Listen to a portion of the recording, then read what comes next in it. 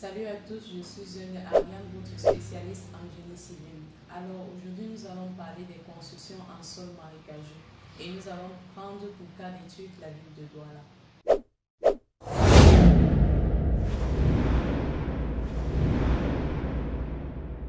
Avant de vous lancer dans votre projet de construction, il est très important et voire même capital pour vous de savoir sur quel type de sol vous voulez implanter votre maison. La ville de Douala est une ville plate, à majorité marécageuse, dont le fond est humide et bourbeux. Son sol est sablo-limoneux. Ce que nous devons savoir, c'est que les zones marécageuses constituent des zones prohibées par l'urbanisme. Donc, selon l'urbanisme, en principe, nous ne pouvons pas construire sur un sol marécageux, mais selon le génie civil, cela est possible. Pour notre cas d'étude, nous allons nous focaliser sur deux types de terrains. Nous allons prendre le cas d'un sol qui est complètement recouvert d'eau et le cas d'un terrain qui n'est pas complètement recouvert d'eau. Pour notre premier cas d'étude, comme nous l'avons mentionné tout à l'heure, nous allons parler des terrains recouverts complètement d'eau. Pour ce type de terrain, il y a des précautions à prendre, raison pour laquelle vous avez besoin de l'avis d'un expert pour ce type de terrain. Il n'est pas impossible de construire sur ce type de terrain.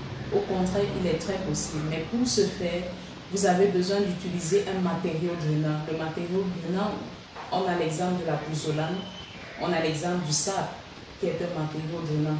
Donc, vous devez faire des opérations de drainage avant de commencer n'importe quelle opération visant à la construction de votre bâtiment. L'étude que vous devez faire pour ce type de sol recouvert complètement d'eau, vous devez d'abord vous assurer que vous êtes sur le bon sol parce que on va prendre l'exemple de Bois-d'Ibo.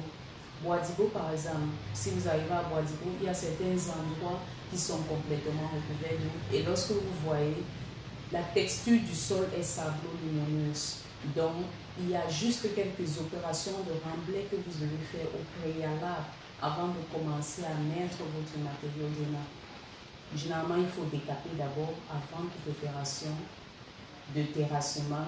Il faut d'abord faire le décapage. Le décapage fait partie du terrassement en principe. Donc, on décape d'abord, mais beaucoup de gens isolent du terrassement, mais ça fait partie du terrassement.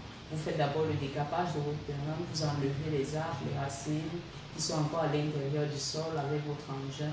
Et après, ce que vous faites, c'est que vous mettez maintenant votre matériau drainant sur votre terrain et vous le compactez jusqu'à ce que vous voyez que les eaux ont été complètement drainées. Alors, le niveau dépend du sol.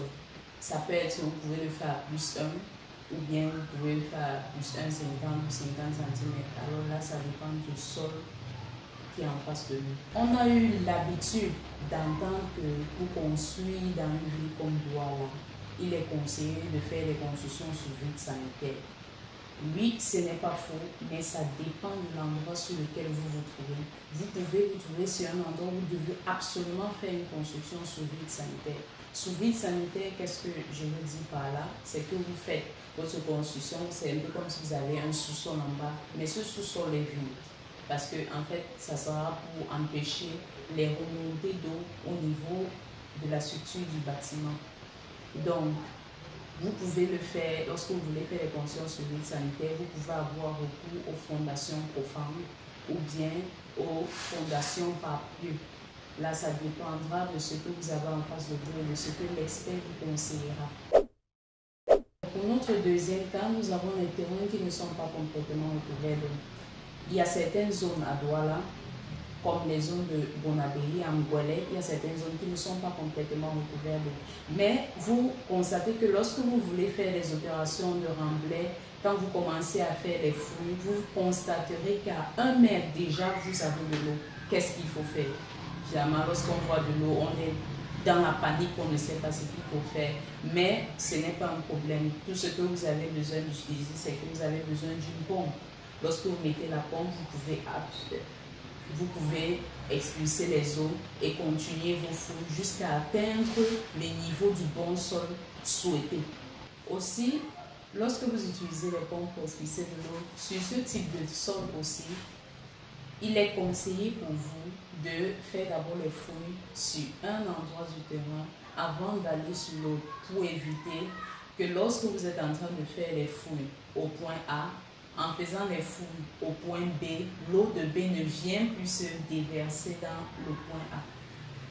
Donc, il est important de faire une étape après l'autre. Je suis au niveau de la semaine 1, je finis avec la semaine 1, je ferme avant d'aller au niveau de la semaine 2. Le problème le plus fréquent pour les constructions qui se font en sol marécageux c'est le problème d'humidité. Parce que le problème d'humidité est un problème qu'on rencontre pratiquement sur la majorité des constructions dans la ville de Douala.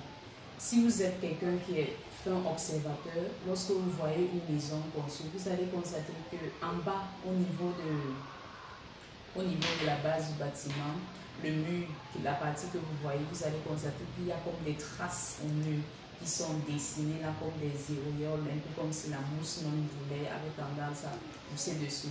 Justement, c'est dû au problème d'humidité. Ce problème d'humidité peut provenir de deux endroits. Soit ça provient de la fondation, soit c'est dû aux eaux de ruissellement qu'on n'a pas pris en compte lorsqu'on faisait la fondation. Alors, lorsque c'est dû, ça provient au niveau de la fondation, ce qu'on fait c'est quoi? C'est que lorsque vous faites votre fondation, vous devez prendre la peine, après avoir coulé votre semaine, si ce n'est pas un radis général que vous avez fait après avoir coulé votre semaine, vous devez mettre un matériau d'étanchéité, appliquer cela sur la semaine de fondation afin de protéger l'ouvrage contre ce problème d'humidité.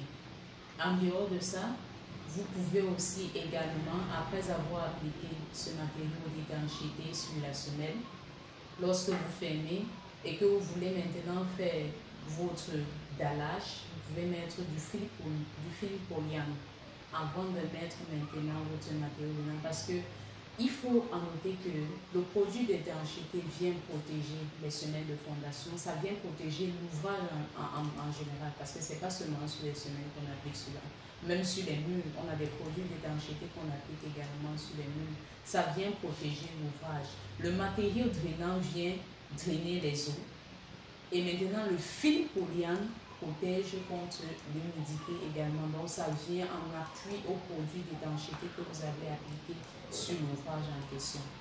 Lorsque le problème d'humidité est causé par les eaux de ruissellement, c'est-à-dire vous avez déjà fini, vous avez fait les élévations de votre construction et vous constatez que, en fait, lorsqu'il pleut, après la première pluie, vous constatez qu'il y a des eaux qui ruissellent autour du bâtiment ou bien sur un angle du mur. Alors, qu'est-ce que vous devez faire par rapport à cela? Vous ne devez pas le négliger, parce que lorsque vous le négligez, à la longue, cette humidité, ça va affecter la paroi extérieure du mur, et lorsque vous serez à l'intérieur, vous allez constater que la paroi intérieure de ce même mur est aussi affectée. Alors, ce que nous conseillons généralement à nos clients, c'est que nous leur demandons premièrement d'appliquer une couche d'étanchéité, soit à plus 1 mètre quittant du niveau 0 et à 1 mètre quittant du niveau 0 sur cette face du mur. Après avoir appliqué la couche d'étanchéité sur cette face du mur, qu'est-ce que vous faites ensuite? Vous mettez le film polyane sur lequel vous allez verser votre matériau drainant. Et après avoir mis votre matériau drainant, ce que vous devez faire, c'est que vous allez compacter. Vous compactez le sol, parce que lorsque vous mettez votre matériau drainant, vous devez absolument le compacter. Vous n'avez pas mis, vous allez venir verser là.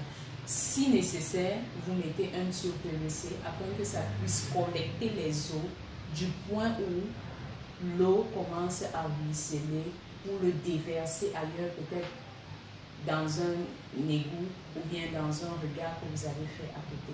Les constructions en sol marécageux ne sont pas impossibles, mais ils demandent beaucoup de précautions à prendre. Et pour cela, vous avez besoin toujours de l'avis d'un expert pour cela, pour ne pas être déçu après. Parce que lorsqu'on fait le dimensionnement d'une construction, c'est vrai, on vous dit, oui, ça a une durée de vie de 50 ans. Mais la durée de vie de 50 ans prend en compte tous ces détails-là, tous ces problèmes d'humidité. C'est tout sur les constructions en sol marécageux. Alors, si vous êtes confronté à ce genre de situation et que vous avez besoin de l'avis d'un expert, ou bien vous avez besoin de gens pour vous conseiller comment est-ce que vous devez la procédure, ou bien vous avez besoin des techniciens aussi pour vous aider, vous pouvez nous contacter sur l'adresse que nous avons mis en description. Et n'oubliez pas de vous abonner sur notre chaîne YouTube et d'activer la cloche de notification pour plus de contenu. Merci.